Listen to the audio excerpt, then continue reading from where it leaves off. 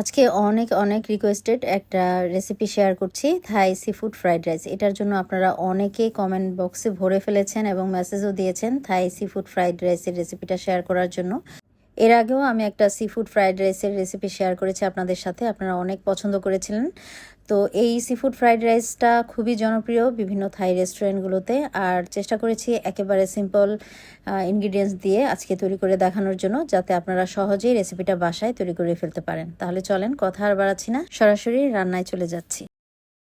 Fried রাইসটা তৈরি করার জন্য একটা ছড়ানো পাত্র নিয়ে নেবেন। ছড়ানো কড়াই বা ছড়ানো ওকে সাধারণত থাইরা ফ্রাইড রাইসটা রান্না করে থাকে।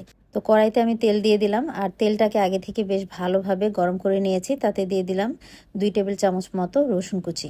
এগুলোকে একটু ফ্রাই করে নিচ্ছি মিডিয়াম হাই হিটে। খেয়াল রাখবেন যেন রসুনগুলো আবার পুড়ে না যায়। তো এখন দিয়ে দিচ্ছি 4টা ডিম। সামান্য একটু লবণ ছিটিয়ে দিলাম, দিয়ে এখন ডিমগুলোকে আমি একটু ভেঙে দিচ্ছি, স্ক্র্যাম্বল করে নিচ্ছি। আপনারা দেখতেই পাচ্ছেন। তো এভাবে ডিমটা আগে থেকে স্ক্র্যাম্বল করে নেবেন, এতে করে ফ্রাইড রাইসটা রান্না করতে খুবই সহজ হবে। ব্যাচেলর ভাইদের জন্য বিশেষ করে খুবই ইজি হবে। তো কড়াইতে আমি আরও সামান্য কিছু তেল দিয়ে দিলাম, আর এখন দিয়ে দিচ্ছি চিংড়ি মাছ। চিংড়ি মাছটাকে আমি একটু ফ্রাই করে নেব হাই হিটে। এই পর্যায়ে এসে আমি চুলার আঁচটা কিন্তু বাড়িয়ে দিয়েছি। বাড়িয়ে রেখে মোটামুটি 1 মিনিটের মতো আমি চিংড়ি মাছগুলোকে ভেজে নিয়েছি, আপনারা দেখতেই পাচ্ছেন। তো চিংড়ি মাছগুলো ভাজা হয়ে গেলে পরে আমি একে একে তুলে রাখছি।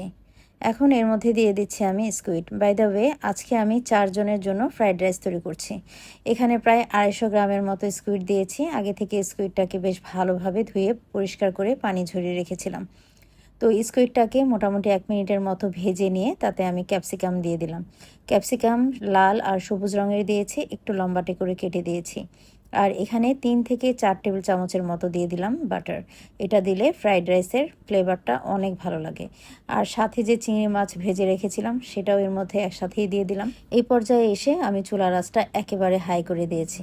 এবার আমি অ্যাড করে দিলাম রান্না করে নেওয়া ভাত। এখানে প্রায় 5 কাপের মতো রাইস দিয়েছি। রাইসটাকে আগের দিন রাতে আমি ফ্রিজে রেখে দিয়েছিলাম। বানিয়ে নেওয়ার 10 মিনিট আগে আমি বের করে নিয়েছিলাম। এখন কিছু সস অ্যাড করে দিচ্ছি। এখানে সয়া সস দিয়ে দিয়েছি 2 টেবিল চামচ মতো।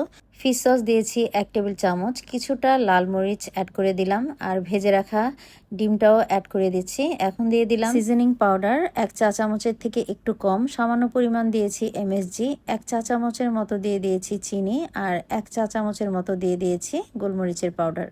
এবার সব কিছু একসাথে বেশ ভালোভাবে নাড়াচাড়া করে আমি মিশিয়ে দিচ্ছি।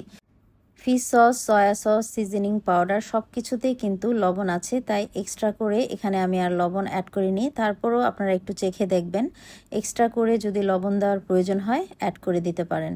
আর এখানে আমি খুবই সামান্য পরিমাণ দিয়ে দিয়েছি ব্ল্যাক সয়া সস। এটা অপশনাল, এটা দিয়েছি একটু কালারের জন্য, দেখতে ভালো লাগে, না হলে একেবারে একটু ফ্যাকাশে ফ্যাকাশে দেখা যায়।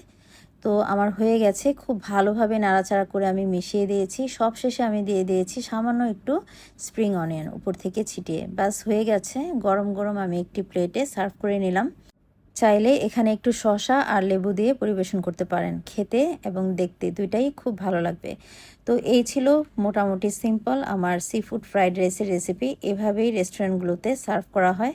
রেসিপিটা অবশ্যই আপনার টাইমলাইনে শেয়ার করে রাখবেন, যখন বানাবেন একটু দেখে নিলেই চলবে। আর ভালো লাগলে অবশ্যই একটি লাইক কমেন্ট করে জানাবেন কেমন হয়েছে। আর নতুন ভিউয়ার্সরা যারা আছেন তারা অবশ্যই পেজটাকে ফলো করে দিবেন। ইউটিউব চ্যানেল থেকে দেখে থাকলে চ্যানেলটাকে অবশ্যই সাবস্ক্রাইব করে রাখবেন। তো আজ এখানেই বিদায় নিচ্ছি। সবাই খুব ভালো থাকবেন। আল্লাহ হাফিজ।